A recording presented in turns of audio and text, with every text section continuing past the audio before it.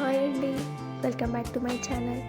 ఈరోజు మనం ఈ వీడియోలో శివజ్యోతి గారి శారీ కలెక్షన్ చూద్దామండి. ముందుగా ఎవరైతే మన ఛానల్ ఫస్ట్ టైం చూస్తున్నారో వాళ్ళు సబ్స్క్రైబ్ చేసుకోవడం మాత్రం మర్చిపోకండి.